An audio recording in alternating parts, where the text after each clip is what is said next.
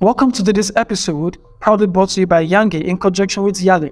Today we'll be discussing on a very important topic, which is withdrawn confidence on the judiciary and its impact on young leaders and youth generally. So today we have with me a very important person in the person of Mr. Pascal, and he's here to just do justice to the topic we have for today.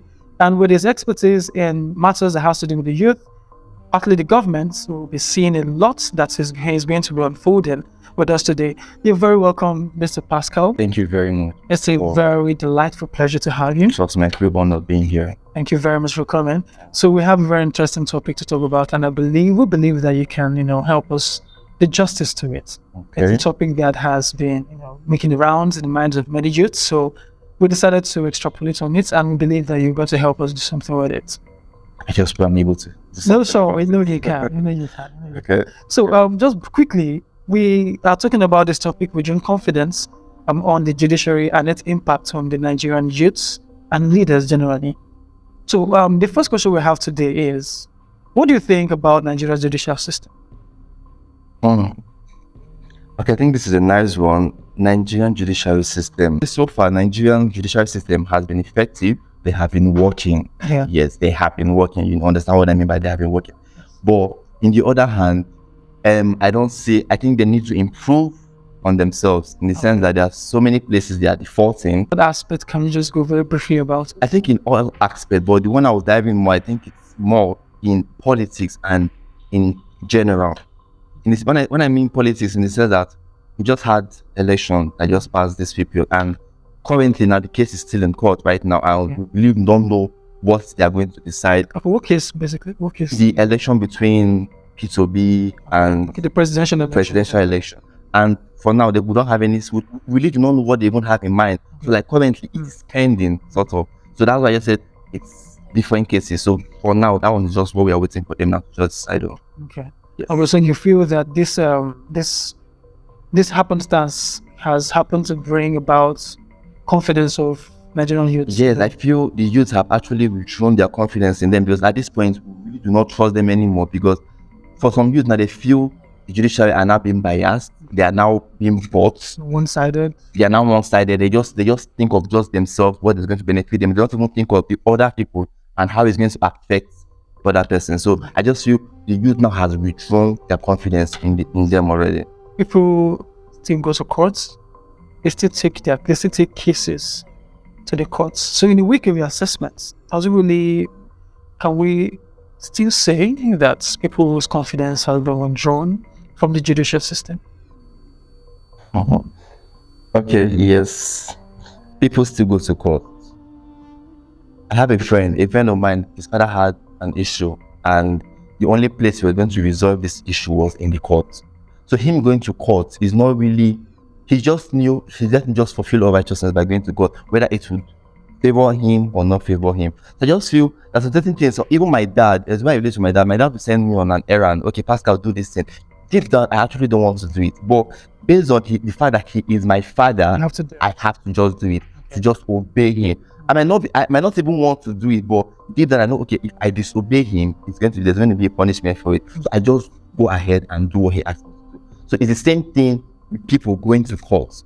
They go to court because they just feel the judiciary will maybe help them out in this case. But the reverse might now be the case, where maybe after going to court, you see that there's nothing to add, or there's nothing to show for that you actually went to court, and maybe that case you won't even win the case after spending the whole money and your whole time and the commitment for those whole things, and to just be there. So I just feel that's also one of the reasons why people still go to court.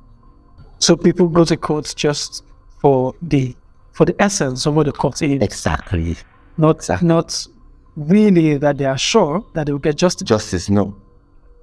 All right. So we're talking about justice now. Okay. There's something called jungle justice. Jungle justice, it has been happening in several instances across the country, especially amongst Nigerian youths. Why do you think we have jungle justice in Nigeria?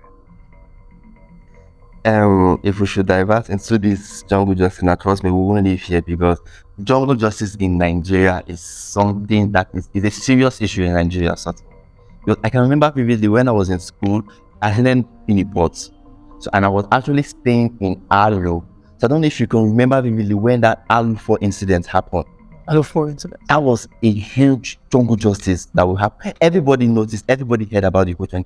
I can't imagine you taking justice in your hand, taking laws in your hand to kill 4 innocent people. You didn't even want to hear what they have to say. You just went boom, boom, kill them, and just come on. That's jungle justice. Jungle justice in Nigeria is it's alarming. It's just so alarming. Okay, in Asaba the other day, 2 weeks ago after the election, we had a scenario where a young guy that just got married was killed by the police for a reason we don't know about. The police stopped him and was trying to explain himself to the police, and before you know, boom, shot him on his head, and the guy fell down and died. Till now, there's nothing. They're not saying anything about it. Okay, they're going to take it to court. They're going to find out what happened. They've actually found out what happened, that the guy was actually innocent. But currently, they are not saying anything about that. The guy is gone. The guy is dead and buried already. So jungle justice in Nigeria is something that the government really needs to work on, because it's not funny. You can just see an innocent person walking in the road, and before you know, boom, something happens.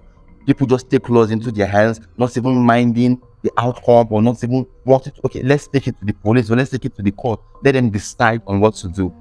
So, but in the other hand, even if you take it over there to them, they might still be biased. They might just do it in favor of them. I've had a situation whereby a rich man will do something and go scot-free, but a poor man will do that same thing and not go scot-free. This is the whole judiciary thing we're talking about here.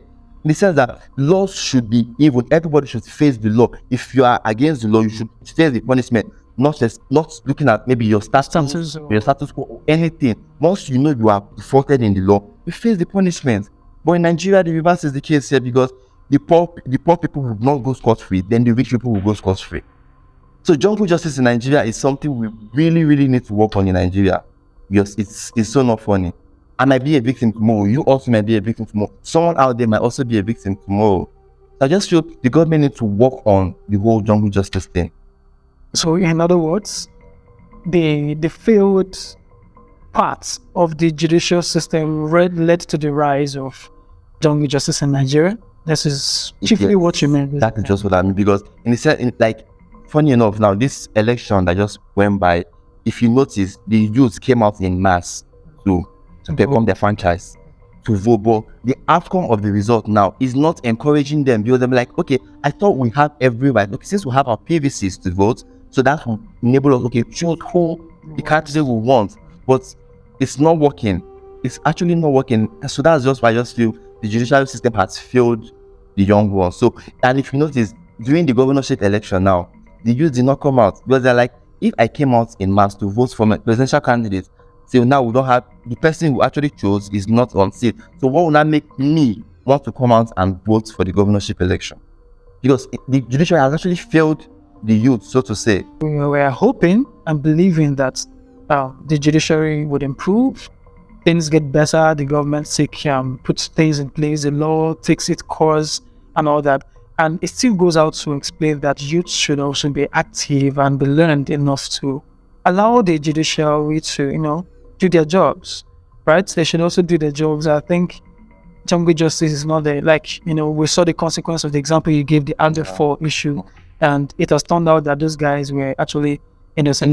Yeah. So in as much as we can see that the judicial system is failing, but we as citizens should also try not to take laws into our hands. I think by then we can now strike a balance and help to see our nation move forward. Join us next week's same platform, and we would be talking about a very different topic, of course, a much more engaging one. Thank you for joining us today. Have a blessed day.